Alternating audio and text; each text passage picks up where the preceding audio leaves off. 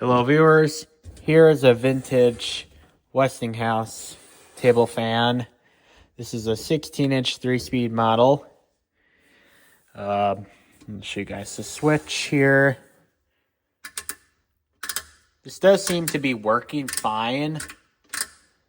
However, the problem with this fan is the wiring is messed up. Here is the power cord right here. You can see this is severely messed up. Doesn't even have a plug on the end. So that's just great. Lead wire here seems to be okay. It's probably safe to run it. I mean, it's got a couple nicks in there, but I don't trust that. So just to be safe, I'm going to replace both wires. You know, I do think the lead wire is okay if you cut this part off, but I don't like taking chances. So for the replace the black cord, I'm going to use this 2-conductor vintage extension cord that I got while I was thrifting. I'm going to take this plug off, use it for something else, but this is old, non-polarized, but it should be okay. Then going up to the fan, because I just like to keep things super original, I'm going to use this twisted pair cloth-covered wire to replace this, because I tend to be a little bit more protective on the older fans, but I want to make sure they're running. And there's no rubber grommets on this fan, so I'm going to get some. In fact, I had some laying around here. I don't know where they went. Hope they did not just grow legs and leave, because that's so infuriating. But let's go ahead and get into the fan, start working on it. Well, I just took the base off, and I've noticed that these are actually screws. It's kind of an odd design, but okay. And I just got the base off, and I've noticed that this is actually a 3-conductor head wire instead of a 2. Yup, and yes, just as I was expecting. If the camera can focus. I don't even think the camera has to focus. Copper is visible on these wires, so yep, this is exactly why I do not trust these head wires. But I did make a little diagram here on a post-it note. The red is a capacitor wire, a yellow is a neutral, and the green is actually for the switch and the other capacitor wire right here. And this is the diagram I made.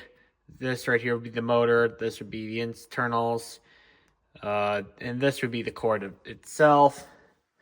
So yeah, this is going to be one fun fan restoration right here. But let's keep going.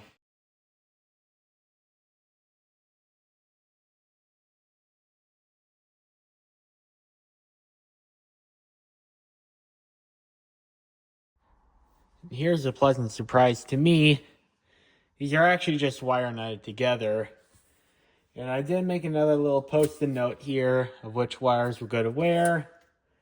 Because this is not a 2-conductor, this is a 3-conductor. And there's some parts that are cracking, but there's some parts that are just not cracking. But that is bad news. I mean, it's not the worst case scenario. Could have been the whole thing is cracking, but it's a fire hazard either way, which is unacceptable. So, yeah.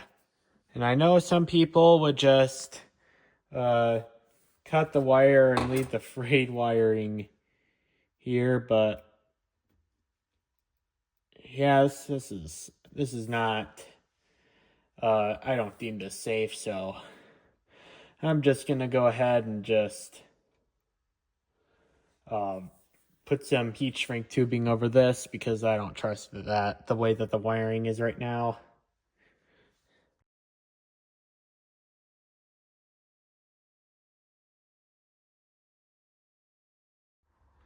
All right, I just got these shrink wrapped. Now they're all nice and safe. And I just have this 3-conductor head wire right here. I actually just made this, and I've got to say I'm very proud of this. So I can still give the original look as well. And for my 12-inch, it might have a 3-conductor head wire, I don't know.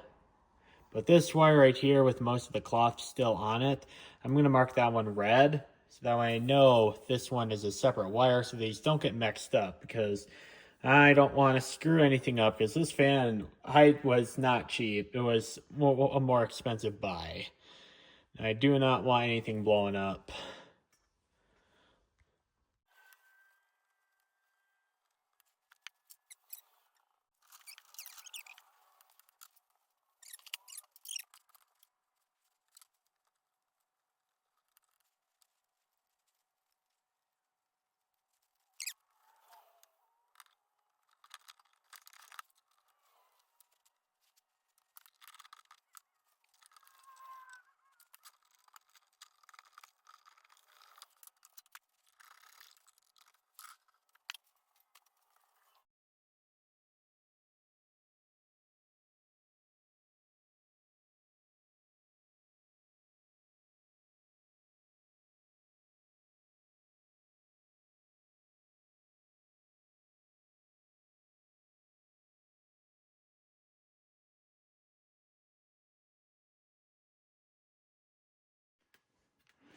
All right, we just got done with the wiring. Wiring is complete.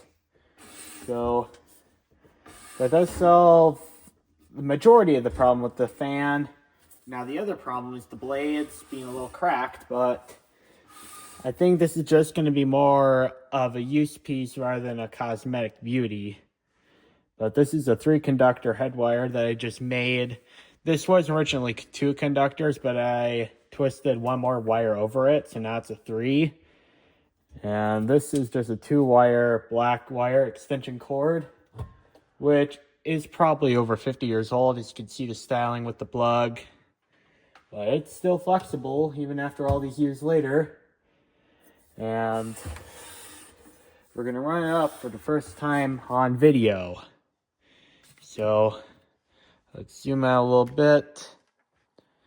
And we'll see the fan running. Here we go. Here's low. As you can see, it is actually oscillating.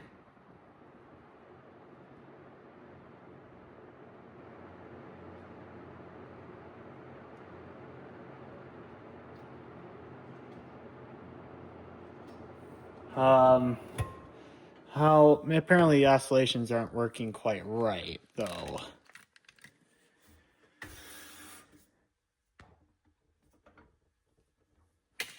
All right, let's try it again.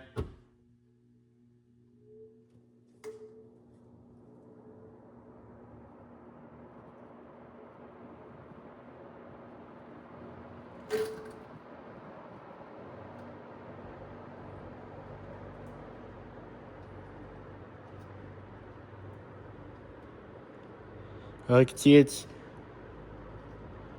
the oscillation does appear to be having a little bit of problems. But if that's the worst we can say about it after 70 or 80 years after production, I would say, I mean, it's probably going to be a pain in the butt to fix, but yeah, I'm going to have to fix that at some point, but it's just, today won't be today or tomorrow. But here's low. This is extremely quiet.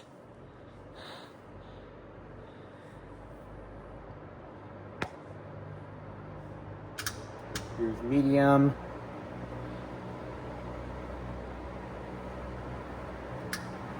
And high.